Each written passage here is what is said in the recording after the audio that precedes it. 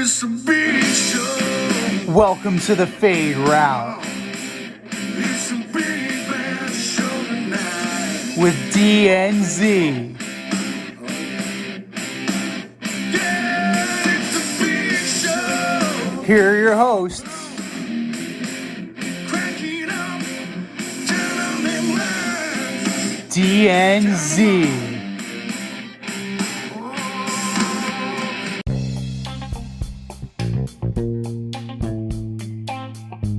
Welcome everybody to this week's episode of the Fade Route with DNZ. I am ZN. We got a great show for you. New York is in the win column. Jimmy G is back on the field. And we're debating all of the stud Alabama quarterbacks that are currently in the NFL. Who's the best? But we're going to find out later. But here's a scenario that is not the best. One, Robert Sarver. He owns the Suns in the NBA. He owns the Mercury of the WNBA. And he announced today that he's begun the process to sell both of those teams. He is coming off of his one-year suspension announcement, along with a $10 million fine that came down from NBA Commissioner Adam Silver for repeated misogynistic and racially motivated incidents over the course of his 17 years as owner of the Suns. And while part of me is like, good riddance, like you need fewer people like Robert Sarver in positions of power, the other part of me is like, he's going to benefit, right? You sell the team, you're going to make a profit. So essentially, he's making bank off of his bad behavior. And that doesn't sit right to me. You know, direct quote from Mr. Sarver from his statement today. As a man of faith, I believe in atonement and the path to forgiveness. I expected that the commissioner's one-year suspension would provide the time for me to focus, make amends, and remove my personal controversy from the teams that I and so many fans love. But in our current unforgiving climate, it has become painfully clear that that is no longer possible. That whatever good I have done or could still do is outweighed by things I've said in the past. For those reasons, I am beginning the process of seeking buyers for the Suns and Mercury. Really? It's atonement? You don't want to be a distraction? Or do you really see the dollar signs in front of your eyes, Mr. Sarver? Is that what's going on? I think it's more of the latter than the former. And it's a little false contrition, in my opinion. The minority owner of the team has already called for Sarver to sell. And it sounds like the court of public opinion has put the necessary pressure on Mr. Sarver to allow him to come to this decision in a faster manner than he probably would have liked. But it doesn't sit right with me that he is going to profit off of his bad behavior. But that's sports nowadays. And here he is. I've known this guy since our days on Carousel Shoes, flight crew through and through, the last QB in St. John's history. What's up, D? How's it going, man? Hey, you know, I hear what you're saying, but I think the bigger loss here is that he's no longer going to have two professional sports franchises. And let's be real, in his echelon of the amount of money he has, you know, he didn't opt for the yachts. He didn't opt for the houses. He opted for a professional team. So amongst his, you know, business associates, amongst his friends, he's the guy without the team. You know, and you're right. He's gonna benefit lucratively. I hear that Bob Iger and Jeff Bezos are already interested in getting the Suns, and they're gonna pay a top dollar for an Arizona team. I mean, yeah, that's gonna happen. this guy's got 3 kids. This guy's married. You would just hope that he realizes at some point he can't talk like that, and you can't treat people that way. And I don't think he's gonna look at it as, okay, yeah, I sold the team and I made X amount of dollars. I think he's gonna be really frustrated and pissed off that he's got to give up something that he enjoys. He didn't win a championship. He's not going to be going to games. He's not going to be in that arena anymore. But even bigger deal is, I think, people were throwing shade at Adam Silver for him not, getting involved more than he did. But we've spoke on this show a bunch of times on how the NBA is run by the players. And, the players put pressure on the owners. The owners put pressure on each other. And they got this deal done. Yeah, it's a parachute for Adam Silver, sure. But, I think it's a good step in the right direction, saying this behavior is not going to be tolerated moving forward. So if you have this kind of behavior, it's going to come out. People are going to find out about it. You're not going to be welcome here anymore. Yeah. Well, it just creates, in my mind, it also creates a new controversy, right? Because Sarver's not going to be around anymore. Now it's going to be the specter of, who's going to buy the team? Like, that's going to be an overarching theme that's going to, like, cast a cloud over the Suns. And will kind of, I don't expect the Suns to underperform this year. That team is still very good. It's still very loaded, and they will make noise in the Western Conference. But if they were to take a hypothetical slide, they have a built-in out. They have a built-in excuse. We have this cloud over not knowing what's going to happen with our ownership and what, Sure. And yeah, that's something that's going to hang over this season. It's going to cast a pall over this season. And, Chris Paul's a pro. Like, at this point, you don't get to be, the head of the players union without being a pro and understanding the business side of it. But you still get some young guys on this team who it may affect. You have Booker, you have Ayton, you have guys that aren't as settled as Chris Paul, and they might hear these things, and it might affect their play. And we just have to see where this goes. Jeff Bezos is very interesting. Like that, he's a billionaire. Like, Jeff Bezos is a legit billionaire. So it makes you wonder how he would treat this kind of project. Is this really a passion project for him? Or is this like a new toy? Is this something that, he'll hold on to for a few years and then lose interest in? Or will it just kind of like fall to the wayside eventually? Like, kind of like the Washington Post is just like there. It's not as big as Amazon. It's, he's moved on to the rocket, the penis-shaped rocket. So, is this going to be a flash in the pan in terms of interest for him, or is this something where he's going to have staying power? Yeah, to me, these guys nowadays, it's just a way for them to spend money. It's a way for them to spend money, invest their funds, make some money on it. Look at the empires that, like, Jerry Jones has built. Look at the empires that the Angels owner Artie Moreno has done. Look at what the guy from the Rams, Kroenke, holy shit.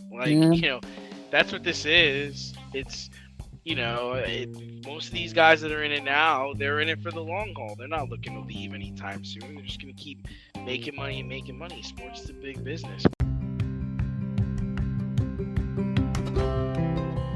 Do you love brownies? Of course you love brownies. But you know what's better than a brownie? A delicious, handcrafted, gourmet brownie delivered right to your doorstep. That's what our guys at Sweet Life Brownie Co. offer. Chef Tommy D and the crew offer a dozen delicious delights that you will crave, from the classic OB to Dutch apple to campfire s'mores and many more.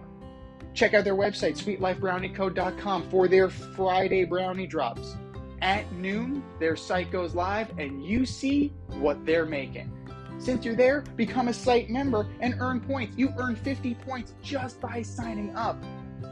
Make sure you follow them on Instagram and Facebook too at sweetlifebrownie_co for the latest updates and their latest releases and creations. That's sweetlifebrownieco.com. Give them a call, 845-641-3043, and tell them D&Z sent you. That's sweetlifebrownieco.com, 845-641-3043. Sweet Life Brownie Co., because there's always room for a brownie. But Sarver was definitely a national story. But listen, we are a New York-based podcast. And man, the New York team showed up this weekend for the first time in, I think, 13 years. The Jets, Giants, Mets, and Yankees all won on Sunday. And, you know, the Giants beat the Panthers 19-16 to start the season 2-0. While the Jets came back from 2 scores down with 2 minutes left in the game to beat the Browns in Cleveland. Which win was more important? Important is an interesting word. I'm going to go with what impressed me, and then I'll work backward. The Giants holding on to this lead, right? Graham Gano, Special Teams Player of the Week. Congratulations, Graham. Nice job. Keep it up. Best offensive player on the team, not named Saquon Barkley.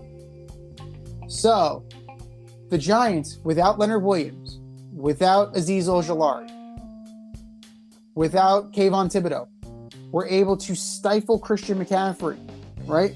128 all-purpose yards. How many touchdowns? 0. Zero. So, a mixed bag if you guys listen to the red light, green light, and frankly, you should. It's good stuff.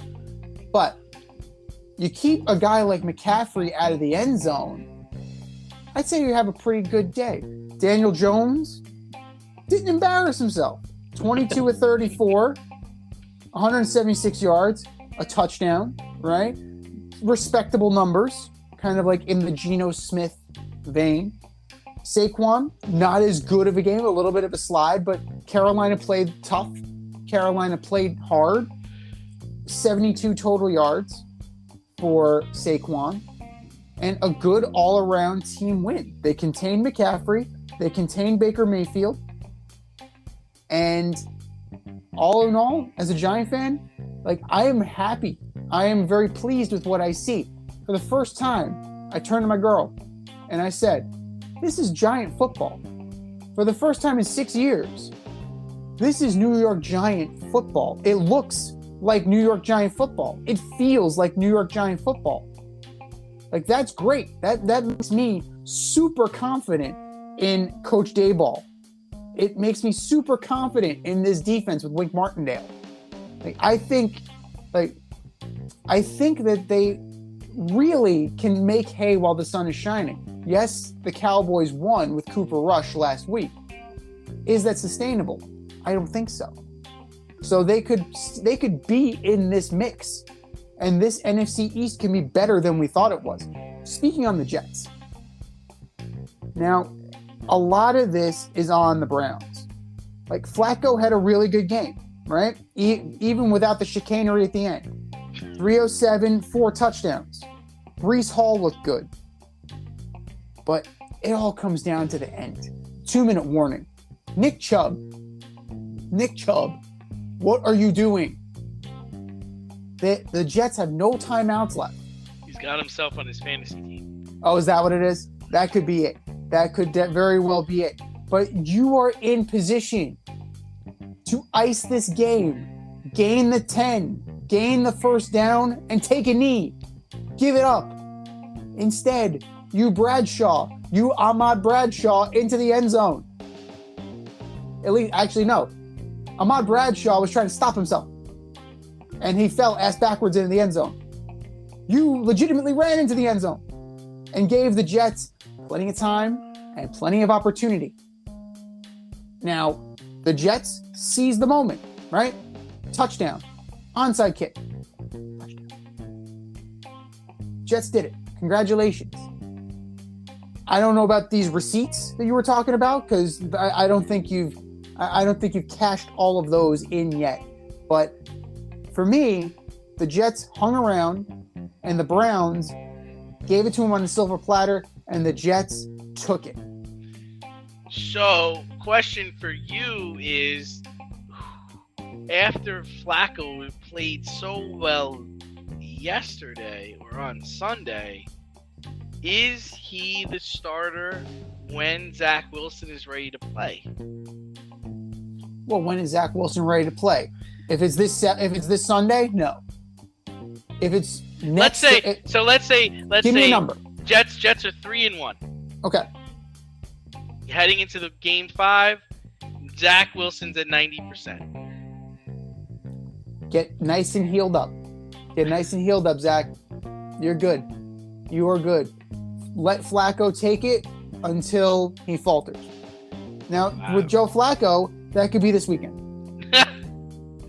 Well, I mean, here's what I'm going to say. I think, yeah, me personally, I think the Giants 2-0 start is grand, right? It's especially impressive because now you have the Dak injury in Dallas. The Giants have a chance right now to go 3-0 early. The offense looks good. Barkley looks like he's back. Defensively, they're sharp. They're stopping people. Big win for the Giants. As far as the Jets are concerned, I mean, maybe it's a big win for Saleh because he was talking so much the week before. But at the end of the day, they still gave up almost 200 yards rushing, man. And this is supposed to be a defensive team. Jacoby Brissett had over 40 yards rushing. He's the damn quarterback. So, I'm not buying too much into what the Jets have going on, and like you said, if Nick Chubb's not on his fantasy team, Nick Chubb sits down and the game's over. So they were giving you life. They're in a division that's very challenging. I'd be interested to see where this goes. It's hard.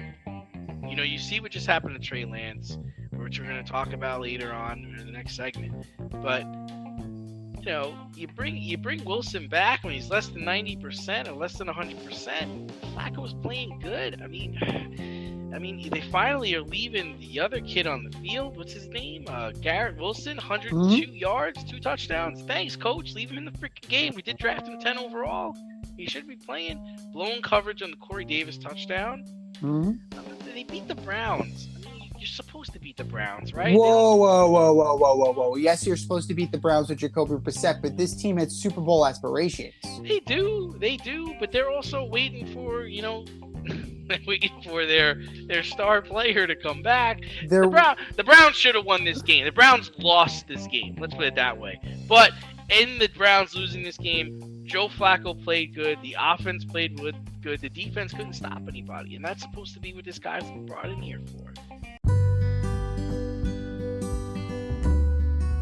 Avoid messy accidents. Get better stopping power with your brake pads. Callahan brake pads. You never know when you'll be driving in the road and there will be a truck tire that you need to avoid and save your family. Callahan Auto. We really care about what's under your hood. But, sticking to football, I alluded to it a few minutes ago. The 49ers, man, are dealing with a situation. Trey Lance, done for the season. Now, the quarterback broke his leg in the game against the Seahawks on Sunday. And Jimmy G came in, won the game for the 49ers to the love of all his teammates. So my question for you, Z, is what did the injury and the win mean for the future of Trey Lance? It just delayed the inevitable. It delayed the inevitable. So they want him to have this team. They do. So, I know. They're trying extremely hard to jam a triangle into a circle hole. But you're telling me that if this man gets to the Super Bowl with this team, win or lose, he's still out of a job next year? Yeah. Jeez. They are that determined to prove they're right about Trey Lance. But the good thing for them is that with Jimmy Garoppolo now on the field, they may have just won their division. Yeah. Yeah. I mean, we know what they're capable of, right? Uh-huh. I mean, they've gone to the conference championship game. They've gone to the Super Bowl. We know Jimmy's a winner. Jimmy came in and won the game. That's what Jimmy does. Jimmy wins. Jimmy wins when he plays. He doesn't stay healthy, but he wins when he plays. I mean, I don't know. I mean, I think John Lynch and Shanahan need to look at each other and say, man, what are we doing? I mean, maybe this experiment should be over. Jimmy G has the locker room, and like I just spoke about, he can win. He gets them to the Super Bowl. He gets them to the conference championship. I mean, if they get to the Super Bowl again and maybe even win it, I just can't see them turn their eyes on this guy. Now granted, Trey Lance, we haven't really gotten to see him. The Chicago game he played was awful, and he just had a handful of snaps last week and he got hurt. You're telling me that this offseason they're going to be feeling comfortable letting Jimmy G walk out the door and have Trey Lance coming back from a foot injury? Really? They're not going to draft somebody? They're not going to have somebody in the wings waiting? Truly believe that? I do. I really do, because they're dug in with this. There's a reason why they went up to get him. There is. Did they go up to get him, though? Did they? It's a reach. Sure? It's a reach. Are we sure? North Dakota State. Are we sure they didn't want Zach Wilson? Are we sure? That would be even worse. Sure? That'd be even worse. This kid. So, come on. If anything, a more comparable player to Jimmy G would be Mac Jones, right? In terms of arm talent, in terms of pocket presence, I would say that Mac Jones is more comparable to Jimmy G. They wanted something completely different. They want to be able to have a mobile quarterback, which is odd, and it's ironic considering the fact that Kyle Shanahan was the offensive coordinator in Washington. Who was his quarterback? The ever mobile Kirk Cousins. When I think mobility, I think Kirk frickin' Cousins. And then he went to Atlanta, and who was his mobile quarterback down there? Matt Ryan. Matty Ice. By the way, is Matt Ryan done? He's tough. Is he just done? The Colts are done. Or what? The Colts are done. I was just watching the highlights because I didn't get the chance to watch the Atlanta game. I was watching highlights of the game. It looked like Matt Ryan just throwing up punts. The other team is just spare catching his interceptions. It's like, dude, who are you throwing the ball to? I mean, listen, I know that your number one wide receiver is hurt. For crying out loud, throw a dart. At least throw a dart to the DB. Right, but Michael Pittman. We'll see what Michael Pittman is. I'm still not sold on Michael Pittman. T.Y. Hilton was their number one. Well, hold on. Michael Pittman's good. He ain't great. Is he number one? He's a number one on a running team. Yeah, sure. I mean, they're supposed to be a running team, and they're not even running. They're not even scoring. You got allegedly the best running back in the league, and you can't score a touchdown against the Jaguars, man. Mm-hmm. Well, what the hell's going on in Jacksonville? Isn't that like 2 straight losses for them too? Didn't they lose the final game of the season to Jacksonville? That they did. Horribly. That they did. And they threw Carson Wentz under the bus and said it was Carson Wentz's fault. And then they went and got Matt Ryan, and Matt Ryan laid the exact same egg that Carson Wentz did. But if we look at Jimmy, let's go back. Let's tie this back to San Francisco. 13-21, 154 and a touch. Right? That's a running team. Right? Jimmy G does. They don't ask Jimmy to do much. They ask him to guide the offense, to turn around and hand the ball off. Elijah Mitchell being out is going to affect them. So Jimmy's going to have to step up a little bit because Jeff Wilson is your current quarterback. He's their starting running back. So that guy. Yeah. So you really need to make Brandon Ayuk shine. You really need to make Deebo Samuel into this dual threat that Kyle Shanahan wanted to make him. You got to make Jennings. You got to make Ross Dwelly. These are guys that you're working with right now. And Jimmy has more than enough talent to make that happen. He's not washed like Matt Ryan is. Matt Ryan, oh, geez. They were, the whole thing about, Julio Jones. They got rid of Julio Jones. He's rebuilding. Okay, now he's on the Colts, right? Now there's some expectations, and the old Matt Ryan is back. So 195 yards, 3 interceptions. Jeez. Yeah, that's bad. We call Against those the Joe Burrow numbers. Against the Jaguars, man. It's the Jaguars. Yeah. And how about Seattle? Seattle's bringing the boom back. Like their defense hits and hits hard. Like I'm impressed by their defense. Their offense, it's all right. Geno Smith 24-30, 197 and a pick. Not great, nothing to write home about. Sounds like Geno Jet numbers. Yeah, they can't rush the ball. They can't run the ball worth shit. They had 36 combined yards between four people. Between 4 people. Between 4 people. Rashad Penny had 15 yards. He had the most. No, will Kittle help them? Will Kittle help the 49ers get on track, though? Absolutely. George Kittle is a great safety valve, George A. He's the guy who makes the offense go. Deebo Samuel is going to be, he'll be the splashy player, but really Kittle is what's going to get you the yards. Kittle is what's going to matriculate you down the field because Jimmy G's not going deep. That's not what he does. No, but he wins games.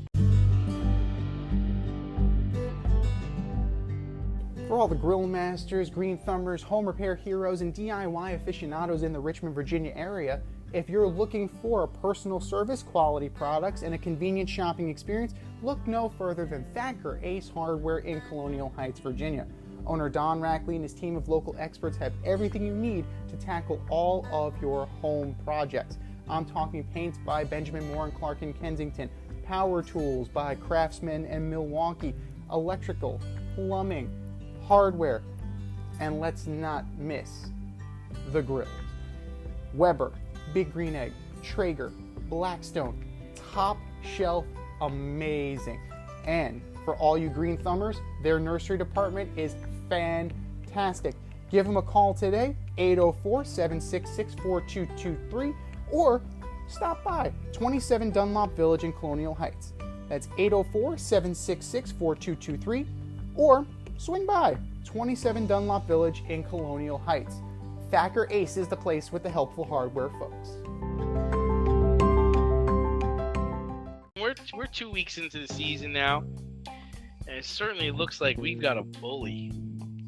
Buffalo bullied the Titans on Monday night, slapping them 41-7 in Buffalo. Buffalo's home opener. Diggs had 3 touchdown catches. Derrick Henry on the other side had 25 yards rushing. And this game was over at halftime. How good are the Bills, and who do you see giving them their first L? Well, the Bills are very good because they beat the Rams, right? But that's also, you're giving high praise to the Rams, who, if I'm not mistaken, almost lost this past weekend. Yes, but here's the thing with the Rams. They are the defending champions, so you expect a little bit of a hangover. I expect them to be there at the end. The Titans, what the hell is going on in Tennessee? You have no passing game. Now you have no running game. And you have no defense. You were the number 1 seed, if I recall correctly. They were. I'm not mistaken that from last year. You're not lying. I'm not lying. If I'm lying, I'm flying. My feet haven't left the ground. Derrick Henry does not look anywhere near where he was last year. He got taken for a ride by the Giants. They sent him into orbit. And the Bills knocked him around, and he only got 25 yards. So, if this team is not going to have a rushing identity, another one, between 4 players, they got 80 yards, and 2 of those players were quarterbacks. Yeah. So, if you're not going to establish your identity as a rushing team, you're screwed. You're screwed, because Treylon Burks, 47 yards on 4 catches. Robert Woods, 39 yards on 4 catches. Austin Hooper, 1 reception for 19 yards. Good thing they got him. Yeah. The only good thing about this performance from the Titans is that it was so putrid that they got to look at Malik Willis. And Willis isn't there yet. No. As far as how far the Bills can go, like, I got them winning the Super Bowl. So are they going to be this good every week? No, because they're actually going to face some stiff competition eventually. Yeah, I mean, I'm going to just tee this off and talk about the Titans for a hot second. I mean, they've got an interesting game this weekend because I'm pretty sure the Titans, the winless Titans, I believe, are playing the winless Raiders. So, and you know what? Early on, it looked like they were going to hang with them, right? I think it was 7-7 after the first quarter. And the Titans were playing solid defense. I mean, they weren't... They were stopping the run. They were having trouble with Diggs, which makes sense. But then, you know, it's 17-7 going into the half, and you're like, all right, it's fine. But then they didn't come out of the halftime. They got blitzed for 24 points in the third quarter. And it made Josh Allen look like Joe Montana.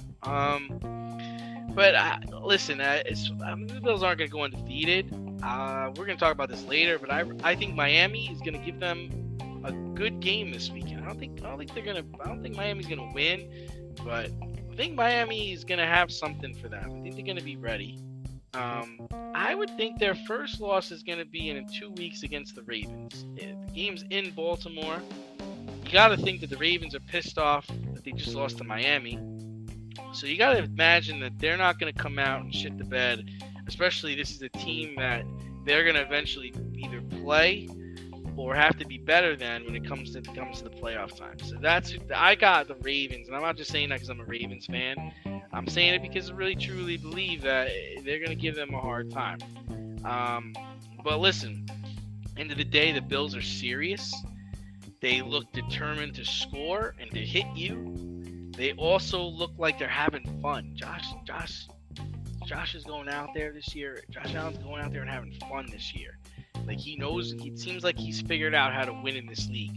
And if you're the Jets and if you're the Browns, you got to be sick to your stomach that you didn't take this guy. I mean, this guy's a leader. He's throwing dimes all over the field. Even Baltimore. I mean, Baltimore, they've got a talent, Lamar Jackson, but he's not like this guy. I mean, this guy's a pocket passer, but he could run, he could throw darts, and he's really embraced where he's playing. Well, I'll even throw in the Giants. Would I rather have Josh Allen or Saquon Barkley? I'd rather have Josh Allen. Yeah, because Barkley's likely gone after this year, no matter how good he does. You're not gonna be able to re-sign him. You're not gonna pay him top dollar to play for you. I mean, especially if you do well. If you do well this year, finish middle of the road. It's like, all right, we're gonna move on from this. This was a major mistake here. This whole draft class was awful. But yeah, I mean, I do think they're for real. Thinking they're gonna finish with maybe 3-4 losses. That's what it looks like to me. But that sounds about right. They're legit. And the thing about it is like they're playing good now. I mean, who's gonna go into Buffalo and beat Buffalo in December and November when it's cold up there? Right. That's my question to you now. You have 101 yards, right? Josh Allen only accounted for 10 of those yards.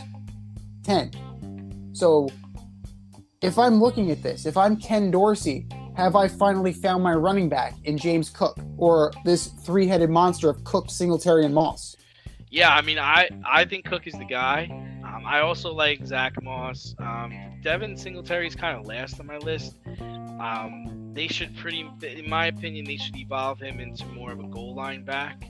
They should let James Cook take the early downs and let Zach Moss be the receiving threat. And Singletary should just get the goal line carries. It's unbelievable how deep this team is. I mean, they played this game without one of their best receivers. I mean, one of their best receivers was out. And you know, Dawson Knox, he played well. Everybody played well. They seem like a good collection of talent. I think their coach overthinks things sometimes, and he gets in the way, McDermott. But I am surprised at how well Dorsey's coaching this team, because I had some question marks about him. I wasn't sure if he was ready to take the reins and be the guy, but he's been in the league for a while, and it looks like he is. Are you in need of air care maintenance or service? I have the company for you. Air Care Technicians. They service the Westchester and Northern Bronx area and can help you with all your heating and cooling, maintenance, and service needs.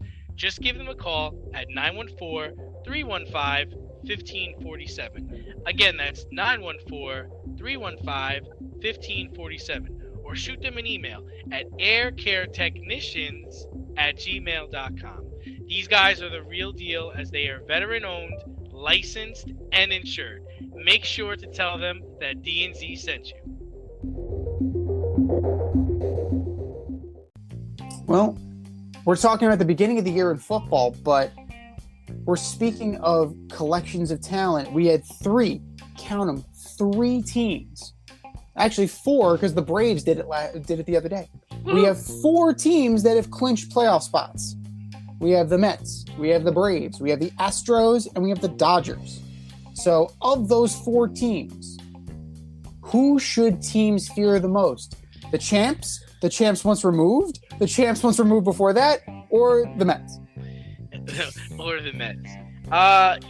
For me, it's been the whole season. The Dodgers are a scary team. Even though they don't have Walker Buehler, man, especially with Kershaw's coming back. They've got Betts. They got Freeman. Freeman stole 12 bases this year. Come on, Trey Turner. If not now, then when? Because you're not going to be able to slow this team down. They're going to get DeGrom. You know it. I know it. They're going to get DeGrom. I could see a team like the Cardinals maybe tripping them up. But the Braves and Mets, they're going to be overmatched by the Dodgers. And I'll say it again. I'm a Braves fan, and I love Freddie Freeman. But listen, we had to let him go. The Braves are still making the playoffs. Olsen's numbers are not that far off from Freddie's. It was a positive mood financially. We're in a good situation for the next 8 years, and so is Freddie Freeman. So, whatever. Well, you lost Albies again. You just had him 2 games, and now he's out with a fractured finger. But that means you get more Vaughn Grissom, so maybe that's a good thing if you're Atlanta. But the Dodgers are solid. The Dodgers' offense is great. Pitching is kind of no Buehler. Kershaw, yeah, he'll get him back, but playoff Kershaw is a real thing, man. That's pretty bad. Clayton Kershaw is not great in the playoffs. So they gotta know that by now, right? It's like Roberts has been there for more than a minute, and he's got to be able to read it, know the signs, and be able to act accordingly if it's not going their way. But even if it's not going their way, that lineup could put up numbers, man. Their 1 through 9 is stellar. Their 1 through 9 is stellar, but at the end of the day, you also need to take into account that you're going to be facing better pitching in the playoffs. Yes, allegedly, right? Come on, you tell me, is there in the National League, is there really a starting rotation or a bullpen that you're afraid of? The New York Mets starting rotation. A healthy New York Mets starting rotation. A healthy New York Mets starting rotation. Yes, absolutely. Rotation. Yeah. So, right. So you're looking at DeGrom, Scherzer, Bassett, 1, 2, 3. That's as good as anybody in baseball, if not the best in baseball. They can beat Bassett. They can beat Walker. They can beat Walker. Walker's 4. Walker's your 4, right? Or even Carrasco. Carrasco's actually, I would use him out of the bullpen because he's experienced coming out of the bullpen with Cleveland. So that would be me. You're getting the Guardians. So long ago, they were a different Ian. Last time Carlos Carrasco was in the playoffs, pitching for them out of the pen. But a different Ian. They were a different Ian. So long ago, they were a different Ian. Then they became a rollerblade team. There you go. But I would put the Mets rotation up against the Dodgers. Absolutely, I would. My question is, the bullpen in between. Ottavino's going to implode. I already know that. I'm going into the postseason knowing that Adam Ottavino's going to shit his pants. Joely Rodriguez is not a great lefty out of the bullpen. Seth Lugo, up and down. This is what you're going to get. This is what you're going to get from the Mets. The whole thing is, how do you get the ball to Edwin Diaz? If you can figure out how to get the ball to Edwin Diaz, the Mets can make a major run. They needed to get 1 or 2 bullpen arms, and they did not do it. Is Tyler McGill going to be that guy? He was a hell of a starter. if he can max out like Phil Hughes did when the Yankees won the World Series in 2009, they transitioned him from the rotation to the bullpen, and he became a lights out setup guy. Phil Hughes was lights out in that postseason. Now, granted, he ended up staying in the bullpen and eventually leaving to Minnesota, and then they finally realized, oh shit, he's not a starter after all. But oh shit, he only has 2 pitches. Ah, damn it! And the other one doesn't break. When I put one finger down and you try to throw as hard as you can, cement head. So hey Phil, we looked at the tape. The slider, you don't have a slider. I hate your curveball. You want to know why? Because the damn thing will curve.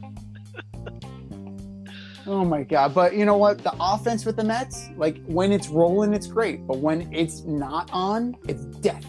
It is death. So yeah, but couldn't that be said about every team? I mean, there's not a team that you can't say like, oh, when they're on, and when they're off, it's awful. I mean, you can say that about every team. The issue with the Mets is it's really simple here. It's like you had a 10-game lead on the Braves, you blew that lead, and you haven't been able to get out of the grips of the Braves over the last 6 weeks. And over the last 6 weeks, the Braves have been terrible. They lost their left fielder. They lost their second baseman. Their one of their starting pitchers never came back, Soroka. And they haven't been able to clear it. And granted, they've had injuries and issues of their own. They have Scherzer, the oblique. They've got Nimmo got hurt now. But to me, the Dodgers have been showing cruise control. And that could be a problem, though. Could be, but yeah, I think you have enough guys there that are hungry, right? Like Trey Turner's one of their best players. He's hungry, you know. And then I think, and Freddie Freeman's gonna win a batting title this year. He's playing out of his mind. Mookie Betts is probably one of the best players in Major League Baseball. There's no chink in their armor. That's why, in my opinion, the only way that they don't get to the World Series is if they get tripped up like the Cardinals. Because the Cardinals are good. I don't want to play the Cardinals. Do you want to play the Cardinals? No. I'm a Braves fan. I don't want to play the Cardinals. I want no part of the Cardinals. I don't want them in a playing game. I don't want them in a 4-game series. I don't want to play the Cardinals. I don't want to see any of those guys. Goldsmith and Arenado, no. Those 2 guys are the top MVP vote getters in the National League. They have 2. Jordan Montgomery's become fucking young. Yeah, Jordan Montgomery's on a mission, man. He's on a mission. Did Jack Flaherty ever even come back? I don't think that guy came back yet. No, but you know. Then they got Carpenter. And then Carpenter's just throwing it's just unbelievable. Oh, yeah, Wainwright. Wainwright. It's like this is ridiculous. I don't want no part of that. Part of it. It's an even year, so the Cardinals have a shot. It's an even year, but we have not even mentioned the Astros. Like we're hyper focused on the National League, and we haven't even mentioned the Astros or the Yankees. The Yankees still haven't clinched yet, but the Astros, how good can they be with a healthy Verlander? Because he's back. So, is this speaking of cruise control? Is this on cruise control? Is this a fait accompli that the Astros are going to be there? No, the Astros. I mean, a lot of people are saying it's going to be like Dodgers, Astros. Astros have a lot to prove because they want to prove that their championship wasn't tainted. And Yordan Alvarez is playing out of his mind. Mm-hmm. It's not a doubt at how good the Astros are in the American League, and who's going to really challenge them. I don't buy into the Yankees. And, everyone's making a big thing. Yeah, Aaron Judge, that's incredible what he's done, but they also are a terrible team. They're a terrible team. They blew their huge lead that they had, and you get into the playoffs and you face some real pitching. They're teeing off against the Pirates now, who are all waiting for their vacation in a month. The Yankees are so friggin' out of sorts that they have a second baseman playing left field. That's all you need to know. The immortal Aaron Hicks was catcalled off the field to the chant of Joey Gallo. That's how bad it is in the Bronx right now, that Joey Gallo is getting positive cheers, and he's not even on the team anymore. Yeah, I mean, there's nobody there's outside of Judge and Stanton. I mean, Mayhew's out. Rizzo's back. Rizzo's a 240 hitter. And he leads off for them occasionally, which is even weird. They finally got the center fielder from the Cardinals to start playing, but I'm not. The Astros are just they're really good. Looking to break into broadcast media, web development, social media marketing, or filmmaking? Then CSB is the program for you. From day one, you'll be trained hands-on by industry pros like friend of the show Rob Adams, whose goal is to get you trained and get you working in months, not years. CSB offers 8 and 16-week programs in small class sizes designed to give you the personalized attention you need. If you can make it in person, there are 5 East Coast locations. If you can't, they offer virtual classes too. How great is that? And once you graduate, you become part of the alumni network that gets you to the front of the line. Trust me, I'm an alum myself. Go to gocsb.com today, request more info, set up a studio tour, and who knows, you may very well be on your way to a career in broadcast media. That's gocsb.com and tell them Z sent you. gocsb.com. Moving over to basketball, the NBA is getting rid of their one and done rule starting with the 2023 season. Big deal, little deal, and no deal. It's a little deal. I'm going to go with that. Supposedly, this draft class that would be affected by the one and done rule is really good. They're really talented, but at the same time, it's like they're 18-year-old kids. You know, they're 18 and 19-year-old kids. You can't really project how good they're going to be because they still haven't grown into their body yet. You don't grow fully until the age of 25. So you have 7 years to figure out these guys are actually fucking good. Now, the outliers are Kobe. The outliers are KG. The outliers are Tracy McGrady. Because for every one of them, you have a Jonathan Bender and an Andrew Bynum. So I want you folks to listen to me. I want you to remember this. Kobe was an outlier. It's not going to be that everybody turns into Kobe. If anything, this further destroys college basketball because now guys are going to go to the NBA again. Now, you'll get the guys who are going to stay and develop, and then they'll take the mantle, right? But it definitely impacts the star power of college basketball. This will impact the G League because you'll have an influx of talent. So maybe the Bynums and the Benders and the guys that aren't on that tier, on that superstar tier, maybe they'll get seasoning in lieu of college and their game will improve. But I don't see it as a positive. And the NBA product is garbage as it is. Yeah, but why do you think it's a little deal then? I think it's a little deal because I don't think it's going to change anything. The product is still going to be garbage. Yeah, I think it's going to get worse. I think the process. Yeah, I think it's a huge. I think it's a huge deal. I think it's a massive deal because it affects so many people in so many parts of basketball, right? I mean, you're going to get more people trying to come into the league that are not ready to enter the NBA, right? Right. Then you're going to have less players that are going to be developing in college, so the college game's going to go to shit, right? Then you're going to have more players go to the G League because they're going to fail out of the NBA. I don't know where you're going to pull these players. And then you're going to have more players going to play overseas. The only thing that could possibly help fight this is, being able to cash in on your name, image, and likeness. That might get some guys to stay because at least you're gonna get decent money to hang around. But you're talking about like Calipari. What is he gonna do? I mean, that's what he specializes in, getting ones and dones. And Duke even moved over to that model. So I don't know. Maybe it's gonna open things up for college basketball, but you're gonna get to see less players are gonna get exposed to college basketball. It's gonna be more of getting to the pros to play. And I think this is terrible. I think it's terrible basketball. I think it's gonna hurt immensely. I think it's a massive deal. I don't know what the angle is here, but whatever. I think the only thing that could possibly come of this is an expansion of the G League to the point where it's actually an affiliated hear me out, where it'll be an affiliated minor league system, kind of like what you have in baseball. You'll have your A, AA, AAA. You'll have so many teams now that you'll have exclusive affiliates, and you'll have one per team, assigned to one per team, and then you'll be able to call up and send down players as you go. So it may be a modification as far as that goes, and they might even create another sub league.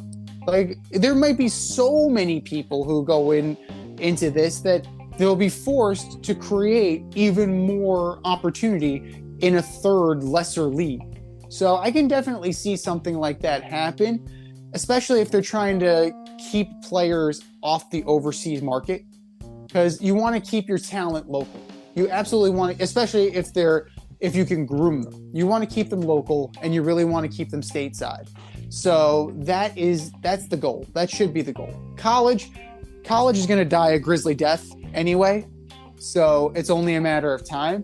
Name, image, and likeness rights only delay the inevitable, in my opinion. Inevitable. It's inevitable that the NCAA is going to die. Like that, it's only, it's on life support as it is. There was just that little bit of hope, that little gasp with the NILs, but ultimately, like, in the short term, like, it's going to be players who aren't ready for prime time. You're going to have players who just aren't developed physically, and it's just going to be Drek on top of Drek on top of Drek.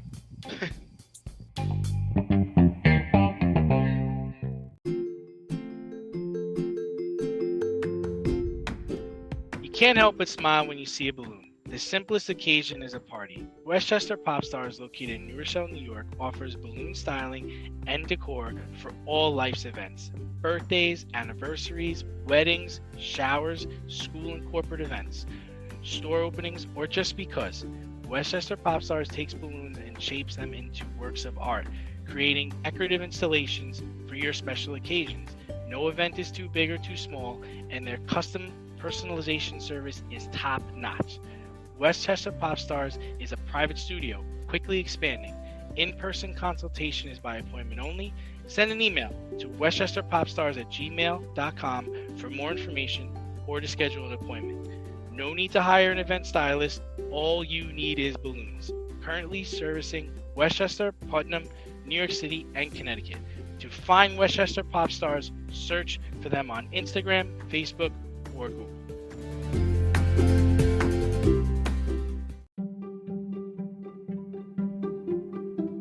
The choice is yours.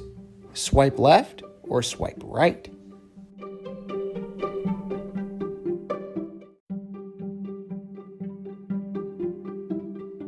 All right, boys and girls, for all you online dating fans, we have a statement. And it's either swipe left or swipe right. Swipe left or swipe right. Number one, Tua Tagovailoa is a starting quarterback in the NFL. Well, to this point, his career has been up and down, but I'm going to swipe right on this. I think he plays well this weekend after coming off of his 6-touchdown impressive performance against the Ravens. I think he's going to play Buffalo. Buffalo's going to Miami, and I think he's going to play well. I'm going to swipe right on Tua.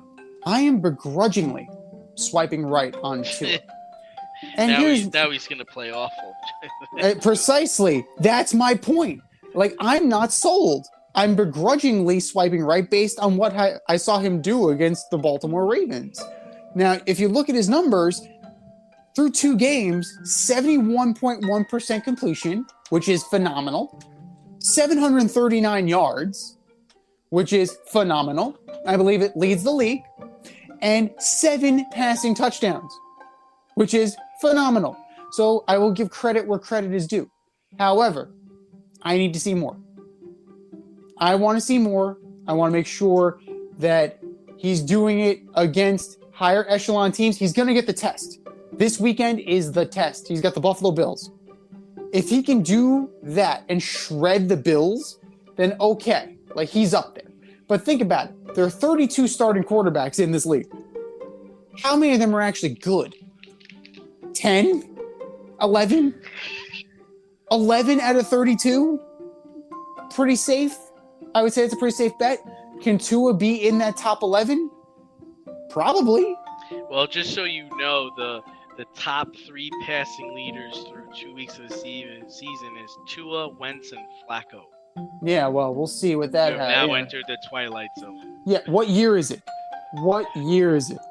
Unfriggin' believe. Carson, well, we're just waiting on that. That's great. All those empty passing yards. That's wonderful. Good job. Excellent job, Carson. Swipe left or swipe right. Number 2, Jalen Hurts as the best former Alabama QB in the NFL. Yeah, I mean, he's up against Tua and Mac Jones. I'm swiping right on him. He's playing well right now. I mean, he's got a really good offensive line that helps him. They brought over A.J. Brown, who's crushing it for them. He's making good decisions down the field. He's got precision passing, and he's running the football and not turning it over. So yeah, I'm swiping right on Jalen Hurts. I'm swiping right on Jalen Hurts as well. I think he is the best well-rounded quarterback right now because for pure pocket presence, you're talking about Mac Jones. However, Mac Jones is on a team that is so confused that I don't know if he knows if he's coming or going. Tua, this could very well be a flash in the pan. We don't know yet. Jalen Hurts is built for success. He appears to have bettered in the pocket, 576 yards and 1 touchdown this year so far. He's rushing the ball. He's doing great. Now, the question is Sirianni going to be able to maximize this for the long haul? And I think it's possible that he definitely could do that. But he's a good combination of both Mac Jones and Tua Tagovailoa. So he is the most evolved form of all 3. So Jalen Hurts scares me as a Giant fan. He scares me kind of almost like Donovan McNabb used to scare me. Like I see there's a little bit of Donovan McNabb there, but I think he has a stronger arm. And that could spell disaster for most teams in the NFC East. Swipe left or swipe right. Number 3, Mac Jones and the Patriots will threaten the Dolphins and the Bills for the best team in the AFC East. Yeah, I'm swiping left on this one. I just don't see it. I haven't seen anything from the Patriots so far that would make me think they're going to threaten anyone. Like Devontae Parker is non-existent. He has not gotten going. Hunter Henry had 1 target in the last game. Like, he's supposed to be the guy in the red zone. He's supposed to be, like, lighting it up. They're just not any good right now. I'm swiping left on the Patriots as well. What have we not said?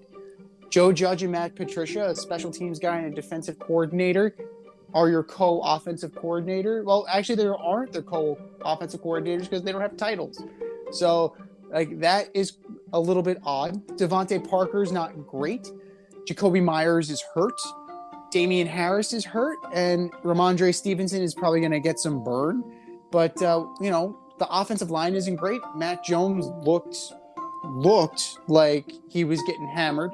Now, against the Steelers, there was a better performance, it was a bounce-back performance, but they still only won by 3. So, I'm still not sold. Maybe it's a little bit of rope-a-dope on Bill's part. Maybe Coach Belichick has a little something up his sleeve. But, we're going to see what Miami's made of. Towards the end of the year, can they still keep running the offense the way they're running this offense?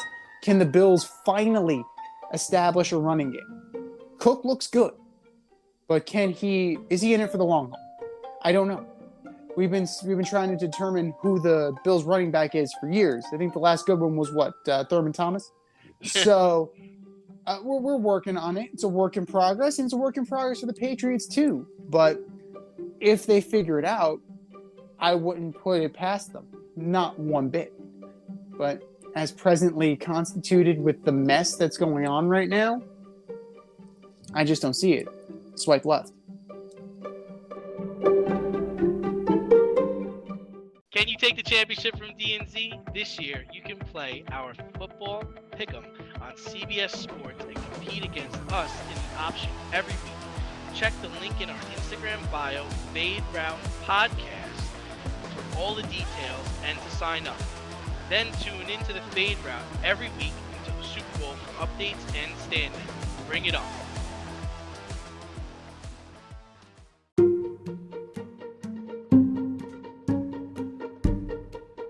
The Fade Store presents the Alleged Superstar of the Week Award.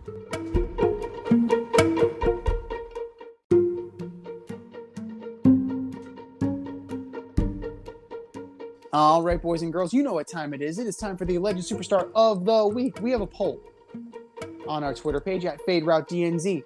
You go to that poll and you vote, and you vote, and you vote, and you vote.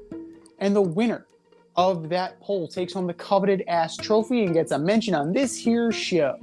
And do you know who took home the ass last week, D? I don't.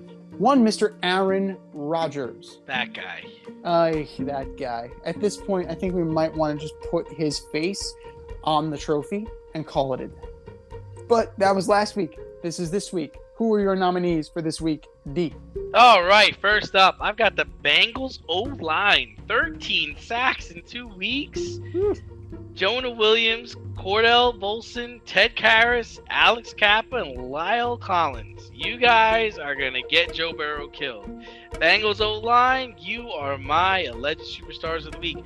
Number 2, Anthony Edwards. You're a young star in this league. Last week, you used anti-gay comments while describing a group of people standing on a sidewalk during a video posted on your Instagram or your social media story.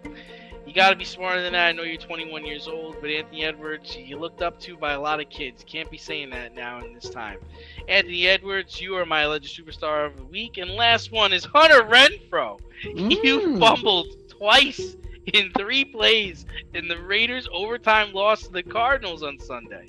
The second fumble was taken to the house, which ended the game. Won the Cardinals the game in overtime. Hunter Renfrow, former national champ. You are my alleged superstar of the week. Z, what do you got? All good choices. Man, you're tough on Hunter Renfrow, man. Dude got a concussion. Insult I to don't injury. give a shit. Hold on to the damn ball. Well, speaking of shit, Dan Orlovsky for ripping. I can't even get this story out straight. For ripping a fart on Monday Night Football. Listen closely, boys and girls. Dan Orlovsky was trying to hold in his sneeze, and when he did so, he accidentally ripped a fart. I kid you not. I can't even say it without bursting into laughter. That is the second most embarrassing thing Dan Orlovsky's ever done in a football stadium. The first was when he ran out the back of the end zone like a coward. Dan Orlovsky. Dan Orlovsky, wrong day to sample the Buffalo Wings. You are my alleged superstar of the week. Justin Fields, for taking on the fans after the Bears' loss against the Packers. Saw that. He tried to walk it back. He said, there's this thing I said on Sunday after the game where I said the fans don't put in work. First off, I was frustrated after the game. Number one, I didn't want to talk to you guys. So it's the media's fault. I wasn't in the mood to come and talk to you guys. So I should have done a better job of explaining what I meant by that. Dude, what are you talking about? What are you talking about? Don't take on the fans. Don't take on the media. You're not going to win those battles. Ever. Ever. Justin Fields, you are my alleged superstar of the week. Nick Chubb, for Ahmad Bradshawing at the end of the Browns-Jets game, giving the Jets time and opportunity to take the win, when a first down would have sealed the victory. Nick Chubb, you are my alleged superstar of the week. And I have a bonus one. Fans. That's right, fans. Specifically in Vegas and in Cleveland. Cleveland Cleveland does not rock in this case. Vegas fan, got caught swiping at Kyler Murray's face after the Raiders' horrific overtime loss to the Cardinals. And the Browns fans, one Brown fan in particular, chucked a bottle at owner Jimmy Haslam after their embarrassing loss to the Jets. So this kind of behavior is never okay. Regardless of how frustrated you are, how bad your team is, you cannot do that. This is why we can't have nice things, or things in general. Fans, you are my alleged superstar of the week. I think I've said my piece. I think you've said your piece. Now, folks, go to the Twitter page at FadeRouteDNZ and vote, and vote, and vote, and vote, and for our nominees.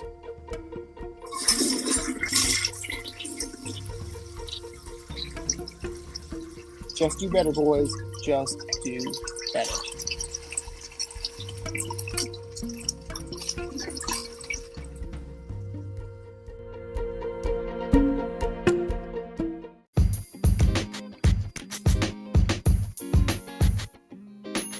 Your favorite podcast has its own merch line now. Go to the Fade Store with DNZ.com today for all your Fade Route merch needs. I'm talking tank tops, t-shirts, sweatshirts, like yoga pants, we got those too. Like some cool accessories, we got those too. And we're not done yet. We have so much more planned for you, but check out what we have today at the Fade Store with DNZ.com. That's the Fade Store with DNZ.com.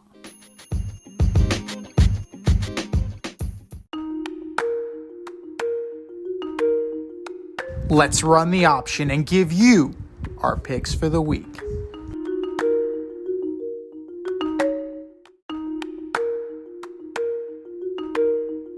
It is time, ladies and gentlemen, for the option week 3. And you can still join our option CBS Pick'em League. Just follow the link in our Instagram bio and it'll take you right there. Congratulations to Ready, Willing, and Dayball. This week, you took home the victory. However, on the season, D and I are still tied at the top. Who you got for this week, D? Let's see what we can do. Thursday night, Prime Video. Steelers at Browns. And are we actually going to see the entire game this week? I'm taking the Steelers, mainly because I have the tight end on their team. So I'm taking the Steelers. That's a good pick. That's a good pick. Mitch is already making a play to go back to the bench. Like, it's amazing. Really 3 weeks in. This is tough. You know what? I think the Browns they're gonna learn from Sunday, and I think they're gonna run the ball down the Steelers' throat, especially with TJ Watt not there. I'm gonna go with the Browns.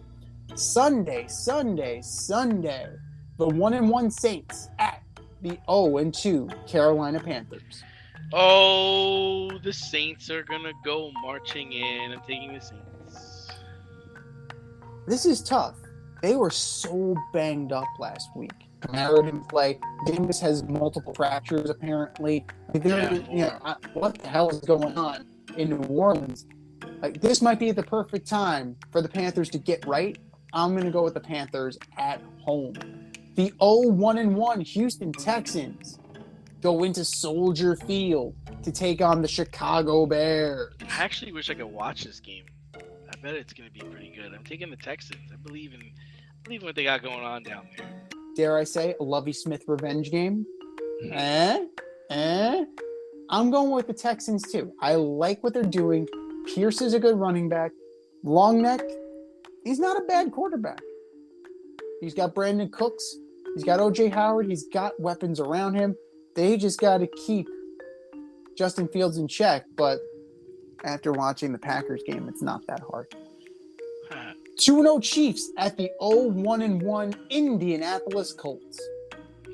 Oh, the Chiefs. How about them Chiefs? Colts, are they the most disappointing team in the league, or will we reserve that for the Tennessee Titans? It's tough to say right now. I'd say the Colts. Matt Ryan looks god awful.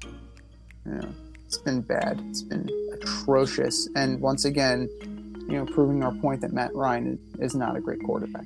Matt Ryan. Matty Ice. The 2-0 Bills go into Miami to take on the Miami Dolphins. I think Miami puts up a nice fight, but I'm still going to take the Bills.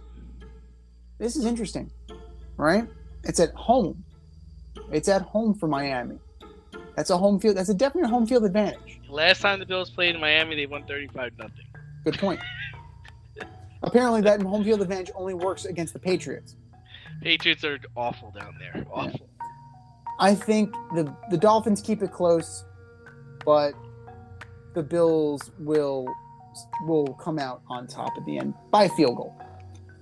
Lions and Vikings. This is way more intriguing than it needs to be. I'm going to take the Vikings. I think they get their ish together and play better this week. Well, Kirk Cousins showed who Kirk Cousins is. I like what the Lions are doing. Like they're about their business. DeAndre Swift is doing well. Jared Goff is solid. He's solid. He had a respectable game. I'm going to take the Lions. And I guess you would call that an upset. The 1-1 Ravens at the 1-1 New England Patriots. No, not Patriots. Change my mind. I'm going with the Ravens. Yeah, I don't know if that secondary is going to be able to hang with guys like Bateman and Duvernay. They're very fast. They're very fast. And he proved me right. He returned a kick for a touchdown. So, yeah, he's a kick returner. So, it's going to be tough. Ramondre Stevenson is going to go off, but I like the Ravens in this close game. The 0-2 Bengals at the 1-1 Jets. I'm going to take the Jets. They beat the Bengals last year. I think they'll beat them again this year. The Bengals can't stop anybody. Jets don't really have much of a pass rush, though. That's the one thing. I'm not sure about this. Like maybe C.J. Mosley will get in. Maybe Quinnen Williams. That's about it. I really the strength of the Jets' defense is its secondary. It's a secondary. It's Sauce. That guy. So we'll see if Sauce, if he's on Jamar Chase, that is going to be an intriguing matchup. For the sake of argument, I'll take the Bengals, but I have no confidence in that. I really don't, based on the fact that you may change it in the next couple of days. No, I'm a man of my word. I am putting this on air. I'm going to stick with the Bengals. I'm a man of my word. I'm a man of my word, ladies and gentlemen. My only thing is Joe Burrow going to get killed during this game? Because there's 13 sacks already. How many is too many? We're going to find out. The 0-2 Las Vegas Raiders go into Tennessee to take on the 0-2 Titans. Somebody's O's got to go. Yeah, I gotta imagine the Titans are going to win this game. The Raiders, it was such a heartbreaking game. Like, they had the game won. Horrible defensive play. A hold in the end zone. Leads to Kyler Murray running around like a toddler who had his parents' phone. That was I forget. There was a nice little scouting report on him and his running ability. This is hard because the Titans are so underachieving and they're so lackluster. I'm gonna go with the Raiders, and I think Tannehill's benched by the half, and Malik Willis is gonna get a start sooner than later. Malik Willis is gonna be in. The 2-0 Eagles at the 1-1 Commanders. The Eagles. Not buying into the Carson Wentz revenge game? Nah, me neither. Nah. Me neither. Eagles route. Fly, Eagles fly. All over the counties. We're into the 4 o'clock hour, ladies and gentlemen. The 1-1 Jacksonville Jaguars go into LA to take on, but not San Diego, the Los Angeles Chargers. Keep in mind, Herbert's hurt in this game, but I'm going to take the Chargers. I'm going to take the Jags. If Herbert's hurt, that can be exploited. The Jags look good. Christian Kirk looks good. It looks like they've gotten something going there. And right now, in that division, they're in the driver's seat at 1-1. 500 may win you this division. Just one game over 500 or one game below 500 might win this division currently because it's that fucking bad. The Rams, 425, go into Arizona to take on the 1-1 Cardinals. Rams. It's fool's gold with the Cardinals. I'm going to take the Rams as well. The 0-2 Falcons go into Seattle at Lumen Field to take on the 1-1 Seahawks. I'm going to take the Seahawks. This is tough. Drake London bowling out, though. Yeah. Well, he's their guy. He leads the league. He leads the team in targets. He's their guy. They're not even trying to get Pitts involved. Pitts, I think, is 5 targets in 2 games. Yeah, Arthur Smith taking a shot at fantasy football owners. I forgot about that one. But Seahawks are bringing the boom back, and I have to think that that's going to be enough for Geno Smith to do his thing because the Falcons' defense is putrid. I'm going to take the Seahawks as well. Putrid. 425, Packers at Bucks. Bucks. This is different. This is difficult. Like, Mike Evans isn't going to play because of the suspension. He's got suspended for 1 game for taking a shot at Marcus Lattimore. And apparently Bruce Arians is on double secret probation because he was going nuts on the sideline. So last week was a very contentious game. The Bucks are too talented. Aaron Rodgers might try and go toe-to-toe, but we've seen him go toe-to-toe with that defense, and it never ends well for him. The Bucks also signed Cole Beasley, so I'm interested to see, what is he going to play, and if he plays, what shape is he in? That's going to be an interesting matchup for me. The Sunday night game, a whole new wrinkle now. The 1-1 Niners go into the Mile High to take on Russell Wilson and the Denver Broncos. 49ers. Not even close. Niners win. Russ gets cooked. And your Monday night delight from Giant Stadium. That's right, Giant Stadium in East Rutherford, New Jersey. You got the 1-1 Cowboys against my 2-0 New York Football Giants. Yeah, I'm taking the Giants. I believe in what they got going on. 3-0. Giants go 3-0. You heard it here first. Giants go 3-0. They can stifle the run.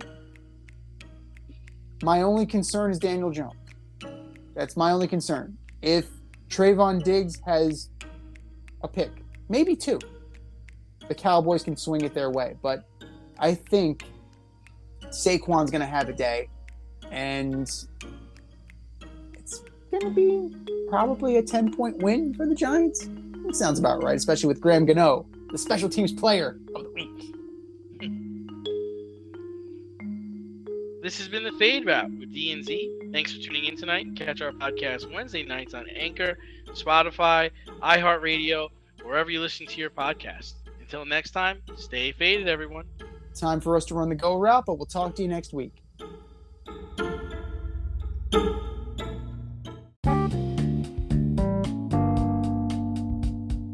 If you want to get on the action, we want to hear from you. Hit us up, faderoutemail@gmail.com. Slide in our DMs on IG @FadeRoutePodcast.